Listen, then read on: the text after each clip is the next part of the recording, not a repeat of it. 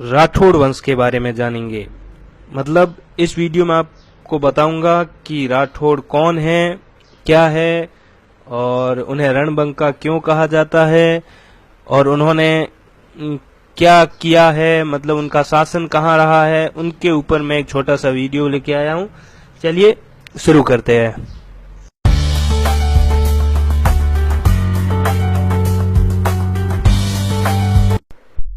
राठौड़ एक राजपूत जाति है।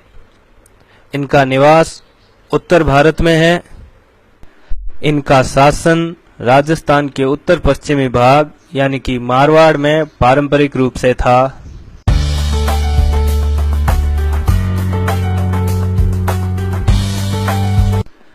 राजस्थान के राठौड़ों का मूल पुरुष राव सिंहाजी को माना जाता है।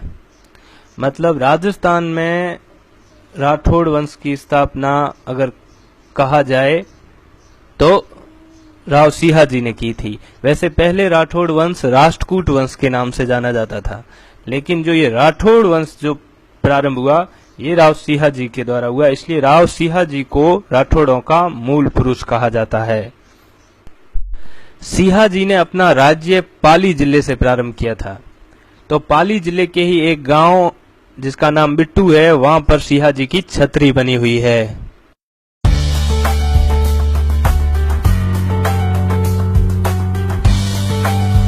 राठौड़ युद्ध कौशल में अद्वितीय थे। उन्होंने अपने युद्ध कौशल से बड़े बड़ों को धूल चटाई थी।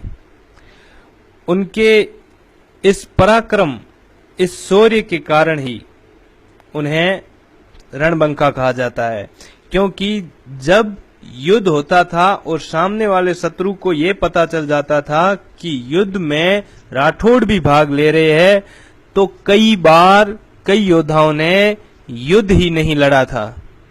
ये शायद उनके इन्हीं रण कौशल की वजह से था।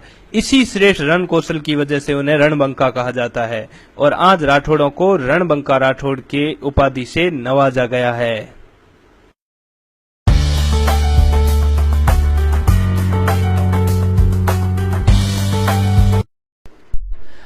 हमारे देश भारत की आजादी से पहले यानी कि 1947 से पहले राठौड़ों की पूर्व भारत में 10 से भी ज्यादा रियासतें थी और ठिकानों का तो क्या कहें, सैकड़ों ताजमी ठिकाने थे, जिनमें मुख्य जोधपुर, मारवाड़, किशनगढ़, बीकानेर, ईडर, कुशलगढ़, सैलाना, झाबुआ, सीतामऊ, रतलाम, मांडा, अलीराजपुर, मेड़ता, मारोट, गोडवाड़, घनेराव आदि बहुत सी थी जो पूरी बता नहीं सकते हम।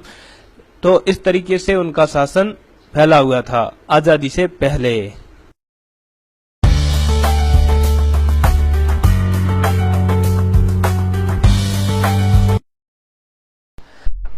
अब बात करते हैं राठौड़ों की शाखाओं की। मतलब राठौड़ वंश में अलग अलग शाखाएं हैं, तो मैं अब राठौड़ वंश की कुछ शाखाओं के या खापों के नाम लूंगा।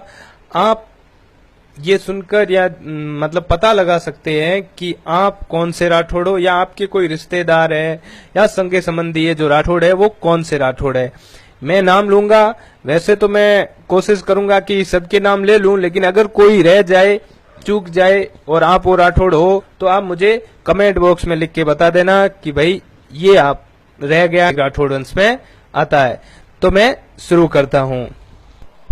इडेरिया राठौड़, अंटूंडिया राठौड़, बाढ़ेल या बाढ़ेल राठौड़, बाजी राठौड़, खड़ेचा, दुहड़िया, धांधल, चाचक, हरखावत, जोलू, सिंघल, उहड़, मूलू, बरजोर, जोरावत, रेकवार, बागड़िया, छपनिया, आसल, खोपसा, सिरवी, पीथड़, कोटेचा, बहड़, ऊनड़, फिटक, सुंडा, महिपाड़ोत, शिवराजोत, डांगी, मोहणोत, मापावत, लूका, राजक, विक्रमायत, भोवोत, बांदर, ऊड़ा, खोखर, सेमकलोत, बीठवासा, सकलावत, जैतमालोत, झुंझाणिया राठौड़, राड़धरा, महेचा राठौड़ों की 4 शाखाएं,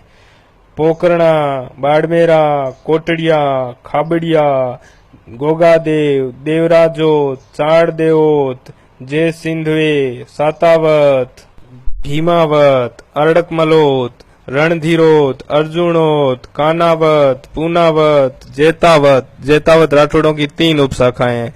कालावत, भादावत, कोपावत, कोपावत राठौड़ों की 7 उपशाखाएं हैं। बीदावत, बीदावत राठौड़ों की 22 उपशाखाएं हैं। उदावत, बेनीरोत, बेनीरोत राठौड़ों की 11 उपशाखाएं हैं। कांधल राठौड़, कांधल राठौड़ों की 4 उपशाखाएं हैं। चंपावत राठौड़ और चंपावत राठौड़ों की 15 उपशाखाएं हैं। मंडलावत, मंडलावत राठौड़ों की 13 उपशाखाएं हैं। मेड़तिया, मेड़तिया राठौड़ों की 26 उपशाखाएं हैं। जोधा, जोधा राठौड़ों की 45 उपशाखाएं हैं, सबसे ज्यादा।